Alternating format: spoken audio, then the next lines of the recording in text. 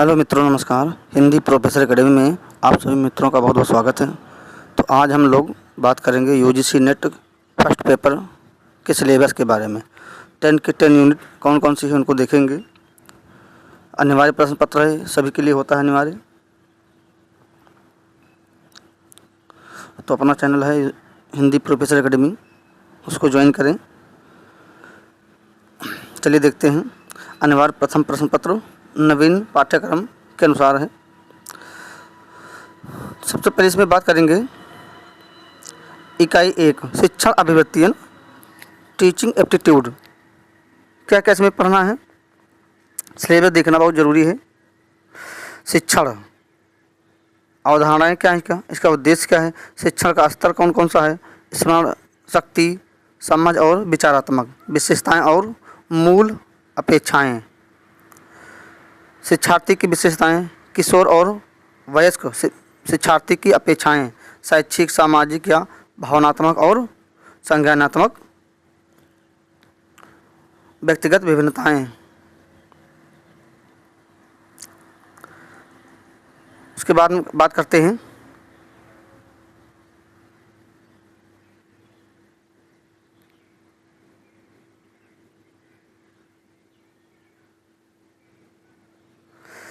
तीसरा पॉइंट है शिक्षण का प्रभावक तत्व।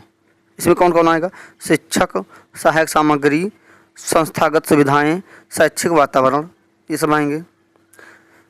उसके बाद में आएगा उच्च अधिगम संस्थाओं में शिक्षण की पद्धति, अध्यापक केंद्रित बनाम शिक्षार्थी केंद्रित, और ऑनलाइन बनाम ऑनलाइन पद्धतियाँ, स्वयं प्रभा, मूक्स इत्यादि। ये सब इनमें से मित्रों हर बार प्रश्न पूछा जाता है। स्वयं का फुल फॉर्म ये सब आगे हम लोग जो पढ़ेंगे डिटेल में तो देखेंगे।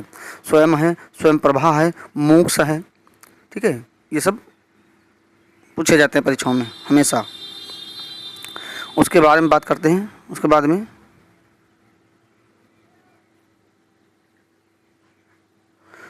शिक्षण सहायक प्रणाली, क्या क्या इसमें, परंपरागत, आधुनिक और आईसीटी पर आधारित। आईसीटी के बारे में यहाँ पे प्रश्न पूछे जाएंगे।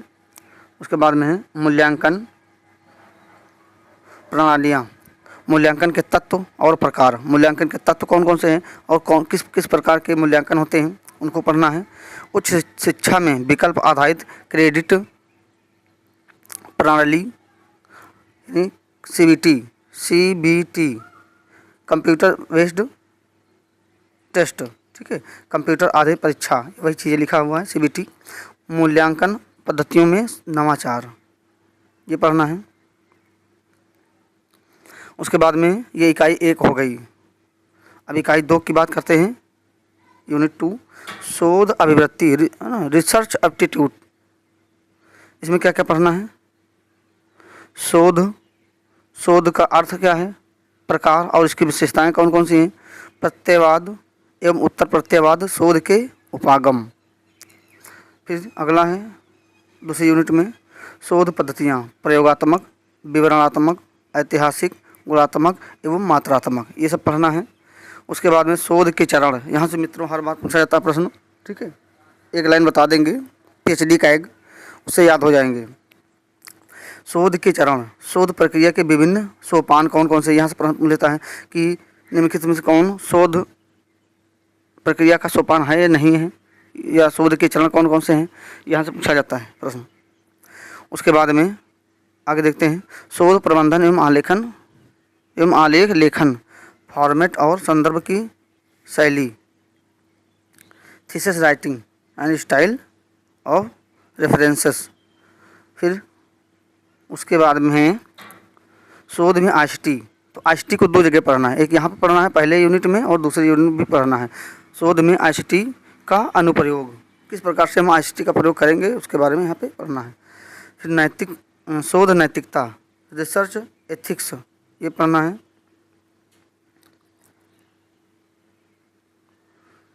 तो इकाई 2 हो गई।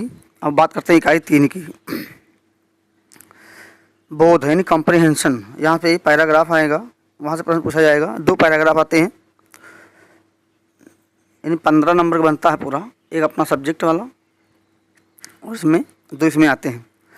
तो एक गद्यांश दिया जाएगा, उस पर गद्यांश से प्रश्न पूछे जाएंगे, उसी पैराग्राफ से प्रश्न दे करके पूछे जाएंगे। तो इकाई 3 में इसको भी समझना बहुत आसान होता है। फिर इकाई 4 के बारे में बात करते हैं। संप्रेषण यानी कम्युनिकेशन, कम्युनिकेशन के बारे में पढ़ा जाएगा। इसमें क्या क्या पढ़ना है? यानी संप्रेषण, संप्रेषण का अर्थ क्या होता है, इसके प्रकार कौन कौन से, इसके अभिलक्षण कौन कौन से, ये पढ़ा जाएगा। उसके बाद में प्रभावी संप्रेषण, वाचिक एवं गैर वाचिक, अंतः सांस्कृतिक एवं सामूहिक संप्रेषण, कक्षा संप्रेषण, ठीक है, ये सब पढ़ा जाएगा। उसके बाद में प्रभावी संप्रेषण की बाधाएं, कौन कौन सी संप्रेषण की बाधाएं हैं उनको पढ़ा जाएगा। जन मीडिया एवं समाज, ये पढ़ना है।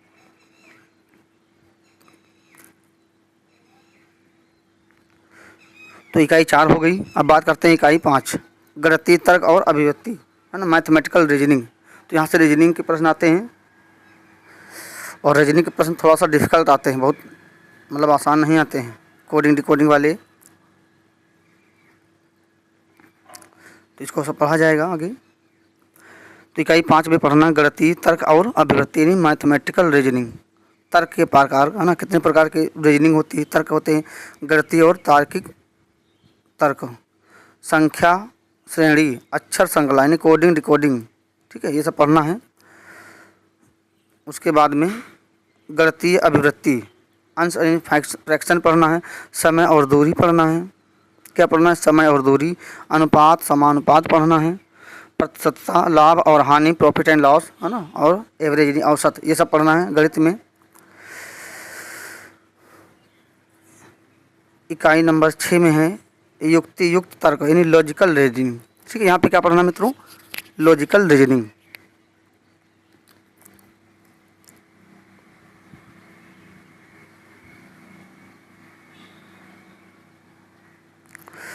इसमें पढ़ना है युक्ति के ढांचे का बोध, युक्ति के रूप, निरुपाधिक तर्कवाक्य का ढांचा, अवस्था और आकृति, औपचारिक एवं अनौपचारिक युक्ति दोष, भाषा का प्रयोग, शब्दों का लक्ष्यार्थ और वस्तुवार्थ यानी वस्तुवर्गता का घटता क्रम बढ़ता क्रम। यहाँ से हर बार एक प्रश्न पूछा जाता है, तो इसको बहुत ही सिंपल तरीके से हम समझेंगे। विरोध का परंपरागत वर्ग, ठीक है, परंपरागत विरोध वर्ग, यहाँ से हर बार प्रश्न पूछा जाता है लगभग। युक्ति के प्रकार, कितनी प्रकार की युक्तियाँ होती हैं, निगमनात्मक और आगमनात्मक विधियाँ, युक्ति का मूल्यांकन और विशिष्टीकरण, ये पढ़ना है। अनुरूपताएँ पढ़ना है यानी एनालॉजिक्स पढ़ना है। वेन का आरेख पढ़ना है, वेन आरेख यानी डायग्राम जो आता है। तर्क की वैधता सुनिश्चित करने के लिए वेन आरेख का सरल और बहुप्रयोग, वेन आरेख हम लोग समझेंगे कैसे बनाया जाता है, इसको कैसे निकाला जाता है। उसके बाद में भारतीय तर्कशास्त्र इंडियन लॉजिक, इसमें क्या पढ़ना? ज्ञान के चरण पढ़ना है ना, ज्ञान के साधन। फिर प्रमाण को पढ़ना है, प्रत्यक्ष प्रमाण, अनुमान प्रमाण, उपमान प्रमाण, शब्द प्रमाण, अर्थापत्ति और अनुपलब्धि, ये सब प्रमाण है, इनको पढ़ना है। उसके बाद में अनुमान की संरचना, इसके प्रकार, व्याप्ति, हेत्वाभास, हेत्वाभास से हर बार प्रश्न पूछा जाता है, इसको पढ़ेंगे। उसके बाद इकाई 7 क्या पढ़ना है इसमें? आंकड़ों की व्याख्या यानी डाटा इंटरप्रिटेशन। हर बार एकदम फिक्स है कि आएगा इतना ही। एक ढाई 5 नंबर का होता है, ठीक है, लगभग 3 दिया जाते हैं, 15 नंबर का, ठीक है। डाटा इंटरप्रिटेशन, इसको पढ़ना है। इसमें क्या क्या पढ़ना है? आंकड़ों का स्रोत, प्राप्ति और वर्गीकरण पढ़ना है। गुणात्मक मात्रात्मक आंकड़े पढ़ना है। चित्रवत वर्णन, है ना, कौन कौन से डायग्राम पढ़ना है? बार डायग्राम, है ना, chart diagram, histograph, pie chart, table chart और रेखा चार्ट और आंकड़ों का मानचित्रण। फिर उसके बाद में आंकड़ों की व्याख्या और सुशासन। तो इकाई नंबर 7 में हमको डीआई पढ़ना, ध्यान रखना है। इकाई नंबर 8 क्या पढ़ना है? सूचना और संचार प्रौद्योगिकी, आईसीटी। अब यहाँ पे कंप्यूटर के बारे में पूरा पढ़ना डिटेल से। आईसीटी सामान्य संक्षिप्तियाँ और शब्दावली पढ़ना है, ठीक है, फुल फॉर्म पूछ लिया जाता है यहाँ से। इंटरनेट पढ़ना है, ईमेल पढ़ना है, श्रव्य दृश्य, कॉन्फ्रेंसिंग की मूलभूत बातें, ये पढ़ना है। उच्च शिक्षा में डिजिटल पहलें और सुशासन, इसको पढ़ना है। यानी कंप्यूटर से रिलेटेड सब चीज़ें पढ़ना है। उसके बाद में इकाई 9 लोग, विकास और पर्यावरण यानी इन्वायरमेंट EVS।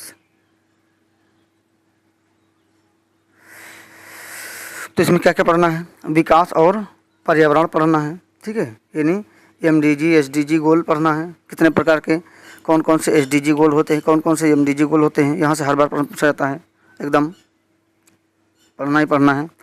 मानव और पर्यावरण संव्यवहार, जनजातीय क्रियाकलाप और पर्यावरण पर उनके प्रभाव, क्या क्या पर्यावरण का प्रभाव पड़ते हैं उसके बारे में पढ़ना है। पर्यावरण परक मुद्दे, वायु, जल, मृदा, ध्वनि प्रदूषण, अपशिष्ट यानी ठोस, तरल, बायोकेमिकल, इलेक्ट्रॉनिक, जलवायु परिवर्तन और इसके सामाजिक, आर्थिक तथा राजनीतिक आयाम, तमाम तरह के सम्मेलन पढ़ना है आगे। उसके बाद में मानव स्वास्थ्य पर प्रदूषकों का प्रभाव है कि मानव स्वास्थ्य पर प्रदूषण क्या प्रभाव पड़ता है, तमाम तरह की बीमारियां, ठीक है, यहाँ पे आएंगे उनको पढ़ना है, ब्लू बेबी सिंड्रोम है ना, इस तरह के। उसके बाद में प्राकृतिक और ऊर्जा के स्रोत, प्राकृतिक और ऊर्जा के स्रोत इसको पढ़ना है। इसमें क्या क्या पढ़ना है, सौर ऊर्जा पढ़ना है, पवन ऊर्जा, मृदा, जल, भूताप, बायोमास और नाभिकीय और वन, इनके बारे में पढ़ना है। उसके बाद में प्राकृतिक जोखिम और आपदाएं, न्यूनीकरण की युक्तियाँ पढ़ना है। उसके बाद में यहाँ पे पढ़ना है मित्रों अधिनियम पढ़ना है, कई सारे, यहाँ से हर बार प्रश्न पूछा जाता है। अभी 31 मई को GDC का पेपर हुआ, उसमें एक पूछा गया था एक क्वेश्चन, पर्यावरण संरक्षण अधिनियम 1986। इसमें क्या पढ़ना है, अंतर्राष्ट्रीय समझौते है ना, इंटरनेशनल जो समझौते हुए हैं उनके बारे में पढ़ना है। मॉन्ट्रियल प्रोटोकॉल, रियो सम्मेलन ये पढ़ना है। क्योटो प्रोटोकॉल इसको पढ़ना है।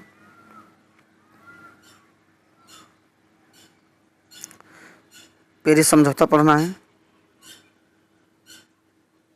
अंतर्राष्ट्रीय सौर संधि पढ़ना है, ठीक है,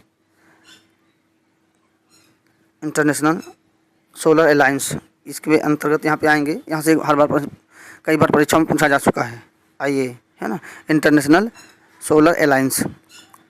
तो हमारी कितनी यूनिट हो गई मित्रों, यहाँ पे 9 यूनिट, 10 यूनिट लास्ट में देखते हैं, एक बची है, 10 यूनिट पूरी की पूरी पढ़ना है। हायर एजुकेशन, ठीक है, उच्च शिक्षा प्रणाली, हायर एजुकेशन सिस्टम, इसमें उच्च शिक्षा के बारे में पढ़ना है। उच्च शिक्षा है ना, उच्च अधिगम संस्थाएं और प्राचीन भारत में शिक्षा, कि प्राचीन भारत में शिक्षा किस प्रकार थी, ठीक है, फिर आज़ादी के बाद में क्या प्रभाव पड़ा, इस तरह से आधुनिक समय में क्या है शिक्षा व्यवस्था। स्वतंत्रता के बाद भारत में उच्च अधिगम और शोध का उद्भव, इन स्वतंत्रता के बाद में किस प्रकार से इसका विकास हुआ शिक्षा का, उच्च शिक्षा के क्षेत्र में। भारत में प्राच्य, पारंपरिक और गैर पारंपरिक अधिगम कार्यक्रम। उसके बाद में व्यावसायिक, तकनीकी और कौशल आधारित शिक्षा, है ना, इन व्यवसाय पर आधारित तकनीकी, उसके बाद कौशल पर आधारित शिक्षा के बारे में यहाँ पढ़ना है। उसके बाद मूल्य शिक्षा, पर्यावरण शिक्षा, पर्यावरण परक शिक्षा, नीतियाँ, सुशासन और प्रशासन। तो ये मित्रों हमारी पूरी 10 के 10 यूनिट रही syllabus UGC net first paper के लिए, जो सभी लोगों को ही पढ़ना है। और UGC नेट और GRF में फर्स्ट पेपर का बहुत बड़ा रोल रहता है। यदि हमारा फर्स्ट पेपर कमज़ोर हो जाता है तो नेट या GRF से वंचित रह जाते हैं। तो इसमें कम से कम 25 प्लस 28-30 स्कोर ज़रूर होना चाहिए, तब जा कर के हमारा GRF हो सकता है। तो इसमें हम फर्स्ट पेपर पढ़ेंगे। यहाँ पे चले दे लेते हैं पैटर्न क्या रहेगा। प्रत्येक यूनिट से, है ना, 2-2 अंकों वाले 5 प्रश्न पूछे जाएंगे, कभी कभी कम ज़्यादा हो सकता है। कुल 50 प्रश्न रहेंगे और एक प्रश्न 2 नंबर का होता है। यह अनिवार्य प्रश्न पत्र सभी विषयों के लिए एक समान रहता है, यानी सभी लोगों के लिए यही रहेगा, कुछ चेंज होने वाला नहीं है। तो आशा करते हैं मित्रों ये सिलेबस आप सभी लोगों के समझ में आया होगा। फर्स्ट पेपर के लिए अपने YouTube channel Hindi professor academy को सब्सक्राइब कर लें और छोटी छोटी क्लासें ले करके हम इसको विधिवत पढ़ेंगे। तो आशा करते हैं आपको ये चीज़ें एकदम क्लियर हो गई होंगी, सिलेबस को लेकर के कोई डाउट नहीं होगा अब। तब तक के लिए जय हिंद, जय भारत।